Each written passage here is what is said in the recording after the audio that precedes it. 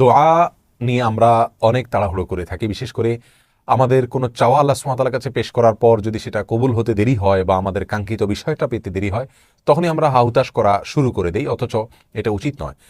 কোরআনে কারিমে আল্লাহ সুবহানাহু ওয়া তাআলা বলেছেন, খুলিকাল ইনসানু মিন আজাল, অর্থাৎ মানুষকে সৃষ্টি করা হয়েছে তাড়াহুড়ো থেকে। মানুষের স্বভাবটাই হলো তাড়াহুড়ো করা, এটা মানুষের প্রকৃতি, এটা মানুষের স্বভাব।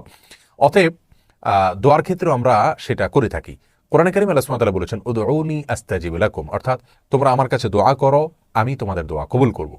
এখানে আল্লাহ সুবহানাহু ওয়া তাআলা নির্দেশ করেছেন দোয়া করার জন্য, সেই সাথে আল্লাহ সুবহানাহু ওয়া তাআলা কথা দিয়েছেন, অঙ্গীকার করেছেন, ওয়াদা করেছেন তিনি আমাদের দোয়া কবুল করবেন। বিধায় একজন মুসলিম আল্লাহ সুবহানাহু ওয়া তাআলার কাছে দোয়া করার সময় দোয়ার শর্তগুলো মেনে লক্ষ্য রেখে তিনি দোয়া করবেন।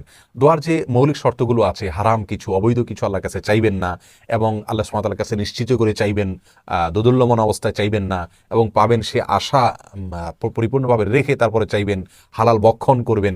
দোয়া কবুল